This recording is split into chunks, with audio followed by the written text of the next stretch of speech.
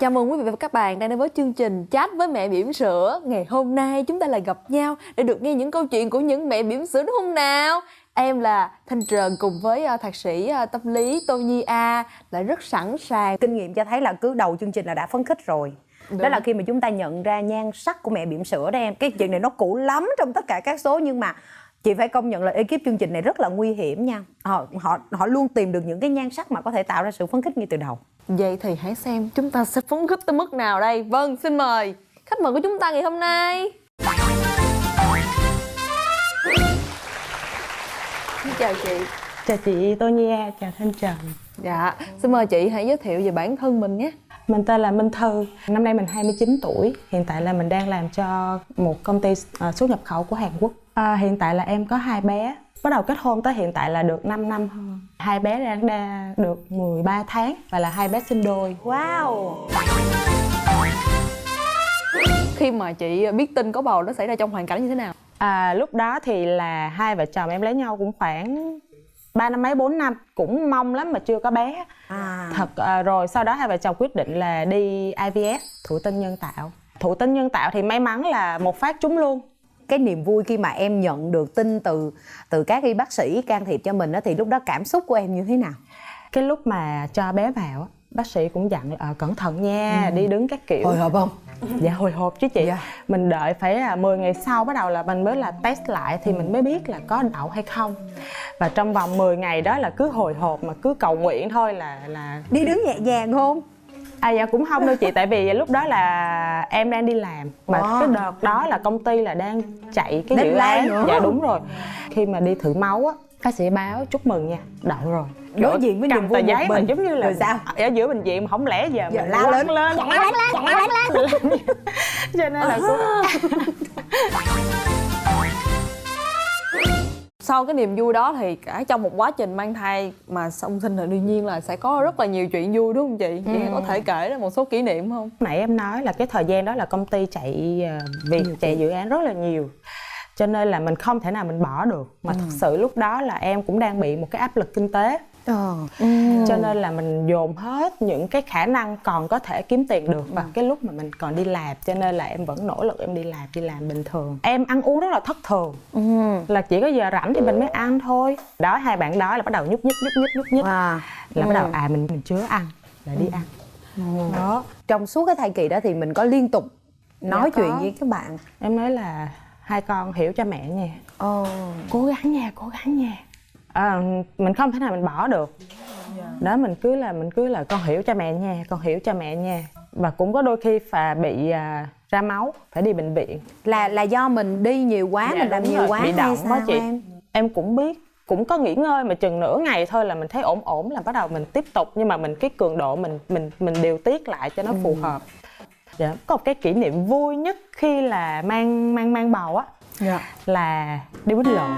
Khoan, em nhắc lại giùm chị đi. Là đó là kỷ niệm vui. Thật sự là bây giờ khi mà em và cái bạn đó ngồi nói chuyện lại với nhau là hai anh em vẫn vui. Cười ha. Tại vì cái đợt đó là bên em là rất là gấp. Em và bạn đó là hai cái bộ phận khác nhau. Thì em là bên kinh doanh, còn bạn đó là một cái mảng khác. Thì nhân viên của em và nhân viên của cái bạn đó gây nhau. Bắt đầu hai chị bạn đại đó ra đánh tay nhau. Xong rồi nhân viên của em thì gọi cho em: chị ơi thế này thế kia. Bên kia thì gọi cho chị kia, gọi cho anh kia. Trời ơi. Vậy là bà chị đánh lộn với đánh con đàn trai ông đó. Người mẹ khí tiết bất khuất. Mà lúc đó là mình quá áp lực đi, mà mình đang rất là bực mình, mà còn bầu bì rồi đang khó chịu trong người nữa. Anh đó thì cũng đang áp lực công việc thì cũng cự lại mình nữa. Thật ra là hai người đều đang chạy, đang rất là áp lực. Cái mình tức quá mình mới chốt một câu là em không biết nha, nhân viên em bị đánh là em đánh anh, em không biết. Xong rồi 10 phút sau hai bạn đó quýnh nhau thiệt. Mình thì mình ở xa, mình đâu có biết là cái sự việc nó nghiêm trọng hay không. Mình chỉ biết là đã đánh nhau. Anh ơi, anh tới cái địa chỉ đó đi nha, quýnh nhau đó. Thì lúc đó em cũng cùng lúc em chạy đến. Em đến thì giữ đúng lời hứa luôn, xuống là quất bạn kia thôi chứ không nói nhiều. Đó. Xong rồi ông công an cũng nói: ủa hồi nãy ai báo công an vậy em? Em báo. Ủa sao báo công an mà tôi thấy em quýnh người ta vậy? Xong rồi vui lắm chị, cái xe công an á tất cả leo lên đó đi về đồn. Thì lên xe anh công an mới nói: trời, lần đầu tiên tôi hốt bà bầu đi về đồn đó chứ. đừng bao giờ chọc bà bầu nha Kiểu mọi như người. có bầu là có quyền hả cưng? Bởi vậy em không biết sao, ý là tâm lý sung nó sẽ hơn bình thường. bất thường, nó sung hơn. Thực ra nếu như mà có một cái bác sĩ sản khoa ở đây á, thì bác sĩ sản khoa sẽ lý giải cho các bạn về các cái nội tiết ở bên trong để thúc đẩy những cái hành vi mang tính bạo lực của bà bầu. Nhưng mà cảm ơn vì tất cả đã dừng lại là một kỷ niệm vui. Chị có uống sữa bầu hay là có giống như là tẩm bổ bằng một cái gì đó khác để cho bổ sung cho hai bé, tại vì hai bé nó cần cái lượng dinh dưỡng gấp đôi. Về sữa bầu thì thời gian đó em cũng không có uống, cũng có mua nhưng mà cứ quên. Tại vì sáng mở mắt dậy là thôi chạy đi, cái tối về mệt quá thôi đi ngủ. Mình cũng hiểu là các bạn, tại vì mỗi lần mà mình đi khám á, bác sĩ nói là lên 50 gram hay gì đó thì mình cũng sót. Cho nên là mình cũng cố gắng, thì những cái thời gian mà ngoài giờ làm việc thì cũng có bạn bè đi ăn. Có một cái thói quen là em uống cà phê rất nhiều. Và khi lúc đó mà mình, cái người mà uống quen rồi mà không uống là chịu không được. Nhưng mà có ai cảnh báo em không? Dạ có, thì trong công ty á thì mấy anh làm chôn. Dạ đúng rồi. Trời ơi Thư ơi, mấy anh Hàn Quốc đồ đó. Thư ơi, tại sao uống? Mà tại vì họ rất là kỹ, kể cả coca họ cũng không cho uống luôn. Cái họ cứ nhắc như vậy thì mình mới sực nhớ ra. Lúc đó mới sực nhớ. Bầu bà mang trong bụng đó, bầu bà mang trong bụng đó. Tại vì lúc đó mình chỉ cần một cái gì đó nó thật tỉnh táo để mình tiếp tục công việc.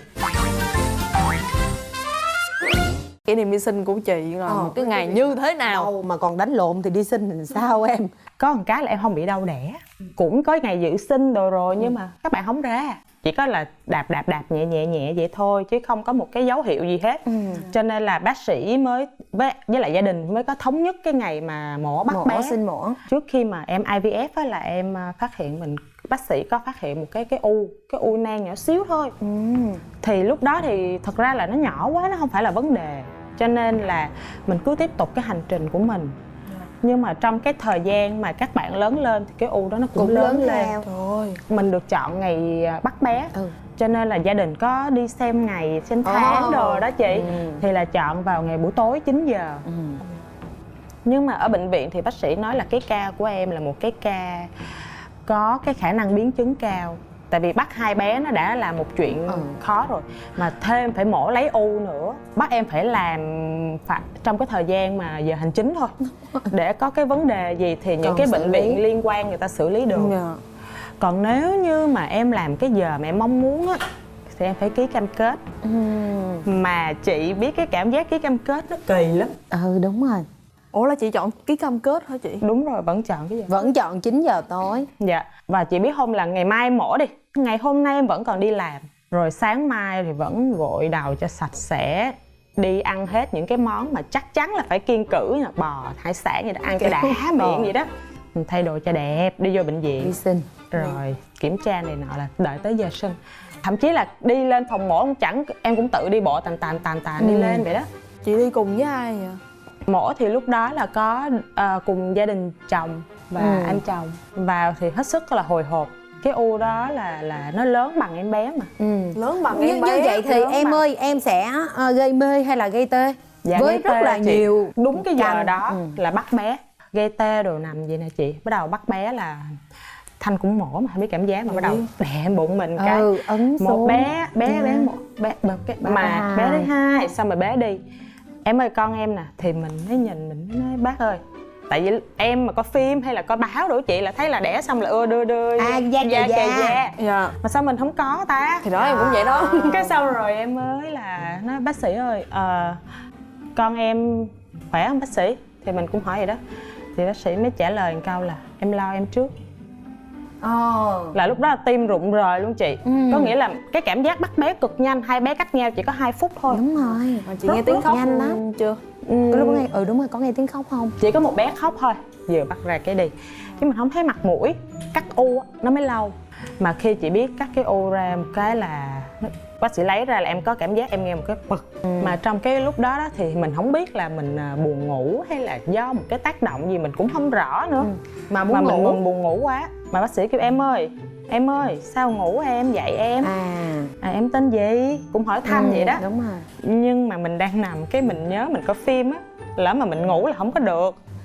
ráng mở mắt. Ôi, có những cái lúc coi phim nó tạo ra cái kinh nghiệm rất. Thì lúc đó cũng cầu nguyện rất là nhiều, mà mở mắt buồn ngủ quá mà cứ mở mắt, mình cứ tưởng tượng như vậy á. Tưởng chị. tượng cái gì nữa không? Rồi xong rồi nha, bác sĩ ra, bác sĩ xoa đầu, thôi chúc mừng nha. Thì lúc đó may lại, thì may lại xong là lúc đó là mình yên tâm rồi, là buông luôn, ngủ luôn. Ngủ. Em không hiểu là cái cảm giác các mẹ khác đi sinh mổ như thế nào. Đối với em là cực kỳ đau, Xỉu lên xỉu xuống. Lúc hết thuốc tê hả chị? Đúng rồi. Ai cũng như ai thôi. Lần thấy đầu bao nhiêu ông trời luôn. lần đầu chị sinh mổ đó, chị cũng không hề đau đẻ giống em, và chị đã có một niềm tin trong veo lúc đó, bởi vì tất cả những đồng nghiệp của chị nói em ơi sinh mổ không có đau. Thế là mình đi vào phòng mổ với một niềm tin mổ không đau. Cho nên đến khi nó đau mình không hề chuẩn bị được một cái gì và nó đau, trời ơi. Nó lúc mà đau quá, đau như chết đi sống lại, xong em nhìn thằng chồng mắt tức gì đâu, sao không phải là nó bị đau mà là mình bị đau. Trời ơi, xong rồi suy nghĩ thôi kệ, người ta chịu được mình cũng Tại chịu sao được. biết? Dạ, người ta chịu được mình cũng chịu được. Còn lạnh nữa chị, đúng cái cảm giác lạnh Đúng nữa. rồi, cầm Wow. Mà em nằm là trong phòng hồi sức 10 tiếng. Nó dài như 10 năm vậy chị. Chắc gì, chắc em ốm hơn. Ủa dạ, Ví dụ chị nằm 11 tiếng là chị mập hơn. chị 11 tiếng. Chị tự suy diễn, đừng có thắc mắc. Cái hành trình này mới hấp dẫn nè, là cái hành trình người ta chăm một bé. Nhưng mà em phải Đúng chăm rồi. tới 2 bé. Bác sĩ cứ bắt mình là phải cho bé ti đi Ti. để cho bé có Cái sữa về, Dạ đúng đúng, không? Mình mổ xong á, nội mà từ nằm mà tới ngồi dậy á, nửa tiếng hồ. Mình cũng không có thiết tha gì đến chuyện tìm sữa nữa, tại vì mình quá đau rồi. Thì mình vừa đau bao tử, mà mình vừa đau mổ, mình vừa đau lưng. Lúc mà em gặp bé thì em tưởng tượng là trời ơi, rớt nước mắt rồi, trời ơi con tôi kiểu các kiểu. Nhưng mà khi mà mình gặp rồi cái nỗi đau nó quá đau rồi chị. Đúng phục mắt phim truyền hình. Nó đau quá. Thực tế là quá đau vậy thì Quá đau, mình chỉ nhìn là Đây là con. đây là con. Xong thì 5 ngày sau cũng có sữa chị. Nhưng mà có một cái là em là phải chịu khó ngồi là sử dụng máy. Chứ tại còn 2 bé thì đâu có thể nào cùng lúc được. Mình phải lấy ra rồi sau đó là 2 bé ti bình. Ủa mà sao em nghe trong câu chuyện của chị nó không có sự xuất hiện của người chồng chăm sóc chị trong những ngày đó vậy? Cái thời gian đó đó thì anh cũng có cái công việc. Lúc đó là anh cũng đang rối ren cái công việc của anh. Anh cũng có vào thăm mấy mẹ con, nhưng mà ở là cái mức là thăm chứ không phải là chăm. Cái thời gian đó thì mình cũng có một cái cô giúp việc tạm thời, cô hỗ trợ trong bệnh viện là chị em và cô đó. Đó thì mình hút sữa ra thì cô cho bé bú. Đó thì ở bên nhà ông bà nội thì cũng có xẹt ra xẹt vô. Chăm sóc như thế này trong bệnh viện là như vậy. Thì cũng có những ngày anh vào anh ngủ, nhưng mà đúng nghĩa ngủ luôn. Thì vào để ngủ mà. Cái lúc đó mình chưa có cảm giác gì đâu chị, tại nó mới mà. Về nhà mới có cảm giác. Dạ. Cái thời gian đầu là chưa có vú em, mình chỉ có một mình thôi. Hai vợ chồng ở riêng hay ở với nhà nội? Dạ ở chung với nhà nội. Wow. Thì cái việc mà mình ngồi được, mình nằm mà mình ngồi dậy á là nó đã một cái quá trình luôn. Chị hiểu cái cảm giác đó. Em lựa chọn là thôi ngồi luôn khỏi nằm. Nằm xuống và ngồi lên một lần vô cùng gian nan. Ngồi luôn, và có một cái là rất là dễ nổi điên, đó chính là mọi người tới thăm. Trời ơi sao mà không nằm đi, Sống nằm mốt nghỉ đau đi, lưng đó. Trời ơi nằm đi, mày nghe tao, mày nằm xuống đi. Lúc đó mình cũng hiểu là người ta quan tâm mình thôi. Mình tức nhưng mà phải tức trong bụng thôi, mình suy nghĩ hay quá ha, nói hay quá. Không sân si làm gì, nhưng mà thật sự cái câu nói là cái câu ghét nhất trong cái giai đoạn đầu luôn á. Ngồi như vậy là hết bé này đến bé kia. Cái thời gian đó thì anh không có hiểu và anh không có hết mình trong cái việc chăm con cùng với mình. Nếu mà mình nói là anh này đi, anh rửa bình đi thì anh sẽ làm. Nhưng mà nếu không nói thì anh cũng không làm. Mà cái tính của em á thì cũng không phải thuộc về là làm bèm. Cho nên là nếu anh không thấy thì em tự làm luôn. Dồn là mình cảm thấy mà mình vừa đau mà mình vừa mệt, chăm 2 bé rồi cứ cả ngày ngồi như vậy, rồi mình suy nghĩ ra một cái câu hỏi trong đầu mình: ủa mình sinh con làm gì? Đó. Công việc của anh cũng đang có vấn đề, còn mình thì mới sinh xong, mình cũng căng thẳng. Lúc đó rất là tức. Khoảng 2 tháng mấy sau là em đi làm. 2 tháng mấy sau thì lúc đó là cũng có tìm được bà vú rồi. Và lúc đó là vẫn tiếp tục áp lực kinh tế tiếp. Mà đi làm trở lại lúc đó là cái vết mổ nó còn đau lắm chị. ăn uống thì cũng phải kiêng cữ, mà chưa kể đi làm phải hút sữa các kiểu nữa. Rồi tối về thì vẫn chăm con, thì áp lực nó lại dồn thêm nữa. Em và anh thì vốn dĩ là đã đối thoại với nhau nó hơi khó rồi, và nhiều khi em cũng bực mình lên thì em cũng có là kiểu giống như là lớn tiếng á: anh đi đâu vậy? Sớm về chăm con đi, kiểu các kiểu như vậy. Từ từ khoảng cách nó xa ra chị. Khoảng bé lớn hơn một chút là em cảm thấy là nếu như không có anh thì cuộc em đời vẫn vẫn xử ổn. lý được. Ôi tôi sợ nhất cái cảm giác đó trong rất nhiều câu chuyện. Đó là khi chúng ta thấy rằng cái sự tồn tại của người còn lại có cũng được, không có cũng không sao. Tức mà tới sau này em vẫn cảm thấy có lỗi với con em à. Ủa nó có làm gì đâu mà mình phải tức. Xong rồi rồi áp lực công việc, rồi xã hội, rồi chính bản thân của mình nhìn mình chỗ sao mà thấy ghê vậy trời, già vậy ta, kiểu vậy. Rồi anh lại không có giống như mình bị bể mộng á chị. Đúng rồi. Đó thì lúc đó là em suy nghĩ nhiều lắm. Rồi nếu như mà em vì cái suy nghĩ cá nhân của em thì con em như thế nào, nó lớn lên ra sao, rồi em có hối hận hay không. Thì sau đó thì em cũng có hỏi bạn bè, chia sẻ giúp số bạn thân. Thì mọi người đều nói em đừng. Xong rồi em cũng thôi đừng thì đừng. Nó cứ lặp đi lặp lại, tạo cho mình một cái tâm lý là bắt đầu nổi điên lên, ngang ngược. Cuối cùng thì em quyết định là nói với anh là dừng, ly hôn. Hiện tại thì em đang nuôi 2 bé. 2 bé thì nói chung là chắc con đẹp được đến gái trường mẹ chưa? quá. Con được đến trường chưa? Dạ chưa, chị cũng đang tìm trường. Dạ. Và mình đang có một người phụ mình. Dạ đúng là rồi. Vũ. Dạ đúng.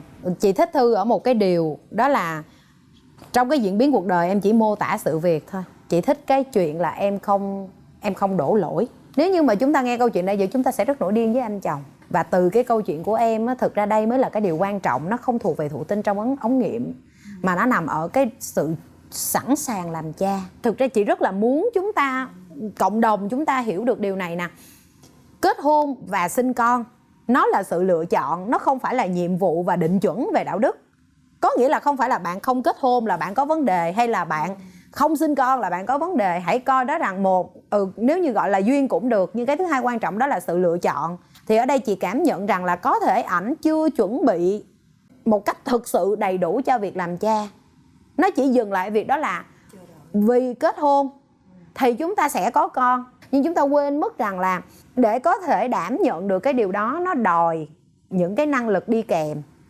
Thì có con thì có con, nhưng mà thiệt ra làm cha và có con nó sẽ đòi bạn sắp xếp thời gian, bạn phải có thêm kỹ năng chăm bé, bạn phải chấp nhận được cái sự lệch, gọi là lệch đi so với cái kiểu sinh hoạt bình thường, rồi bạn phải đương đầu với những cái áp lực. Nhưng mà em thấy là chồng của chị, hai vợ chồng là đã chờ đợi suốt mấy năm liền em rồi. Chờ đợi ở đây nó chỉ dừng ở cái mức độ là muốn có con, chứ chưa sẵn sàng. Giống như vậy nè, ai cũng muốn có một công việc, nhưng khi bước vào công việc đó chưa hẳn bạn đã vượt qua áp lực của công việc. Bởi vì bạn mê, rồi sau đó bạn có hợp và bạn có đủ cái năng lực để chạy việc hay không. Nó lại là những cái câu chuyện rất là riêng rẽ, mặc dù là nó liên quan lại với nhau để nó tạo ra thành quả cuối cùng. Kiểu như vậy. Xin mời chị hãy nhìn về phía quay để nhắn gửi đến bất kỳ ai chị muốn. Đối với kinh nghiệm của em là một single mom. Em không khuyến khích ai nên trở thành single mom hết. Cái việc đó là việc vô cùng khó khăn, vô cùng áp lực, mệt mỏi dữ lắm.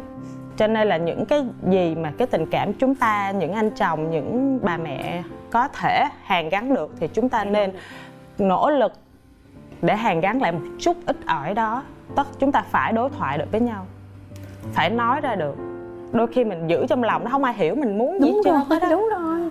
Tôi rất là thích Mẹ Bỉm Sữa ngày hôm nay. Đi qua đổ vỡ nhưng không hề ủng hộ việc đổ vỡ. Cảm ơn Minh Thư. Những lời chia sẻ của chị Minh Thư cũng đã khép lại chương trình Trái với Mẹ Bỉm Sữa ngày hôm nay. Chúc cho gia đình của chị và hai bé lúc nào cũng sẽ vui vẻ, hạnh phúc bên nhau, và hai bé lớn lên trong cái tình yêu của chị đầy mạnh mẽ của một người mẹ nhé. Chương trình Trái với Mẹ Bỉm Sữa của chúng ta đến đây đã kết thúc rồi. Chương trình được phát sóng vào lúc 15:20 thứ Bảy hàng tuần trên kênh HTV7. Và trong trường hợp chúng ta quá bận rộn không thể theo dõi trên TV, chúng ta có thể xem lại chương trình ở kênh YouTube MCV Media hoặc là cổng thông tin Lớp TV quý vị nhé. Còn những mẹ bỉm sữa nào chúng ta muốn được tham gia đăng ký tham gia chương trình đó thì chúng ta hãy truy cập tại fanpage là Gia Đình TV mọi người nhé. Xin chào và hẹn gặp lại.